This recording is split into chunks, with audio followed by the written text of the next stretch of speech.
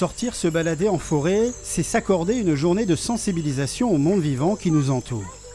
Ici, la forêt 2 est imposante. C'est une forêt détenue par la collectivité en indivision avec l'Office national des forêts, l'ONF. A priori, ça doit être 1850 ou 1860, les premiers Douglas importés en France. Et en forêt 2, c'est 1905. Voilà. Celui-ci a 116 ans, donc il a un diamètre assez confortable quand même. En hauteur, est-ce que vous avez une idée à peu près? Celui-ci culmine à plus de 45 mètres. Une immersion qui permet aussi de découvrir des métiers de la forêt, par exemple le martelage des bois. Alors là, j'ai entre les mains donc, le marteau forestier, le marteau de l'État dit numéro 1, qui est constitué d'une partie hache qui va nous permettre d'enlever ou de faire un flash, ce qu'on appelle ça. Donc d'enlever l'écorce pour arriver jusqu'au bois. Voilà, donc là on a enlevé l'écorce, on est arrivé au bois, on le voit bien. Et dans un deuxième temps, on va se servir de l'autre côté le tampon. On retrouve en lettres gothiques les lettres A et F qui signifient administration forestière. Et on va venir tamponner l'arbre.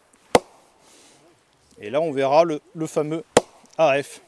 Et c'est grâce à cela qu'on pourra justement après derrière, lorsque l'arbre sera abattu par le marchand de bois, vérifier que l'arbre était bien martelé par l'Office national des forêts.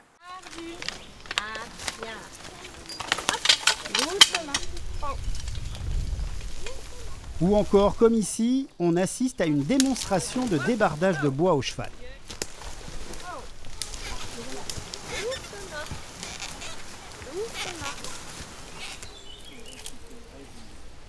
La forêt 2 abrite un espace naturel sensible représentatif de plusieurs types de milieux forestiers et représentant un intérêt pour la faune et la flore. T'as la boîte? Cette mare en est un parfait exemple. Donc là, vous êtes sur un triton qui est assez courant sur la forêt 2, c'est le triton dialpestre. Voilà.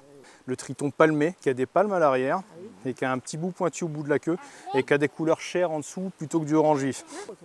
Un gros tétard, vous avez vu ses yeux sur le dessus, puis sa queue qui se dessine dans son flagelle. Alors ça, c'est un gros tétard et celui-là, c'est le tétard du crapaud accoucheur. Voilà, donc ça, c'est un tétard qui n'est pas facile à trouver. J'en ai dans tous mes inventaires faits au printemps sur toutes les mares en prévision des travaux. Ce n'est que le deuxième que je trouve. Voilà, donc là, le coup d'épuisette était assez heureux. Toute l'année, l'ONF organise ce type de sortie, une occasion d'apprendre davantage sur l'éco-gestion des forêts.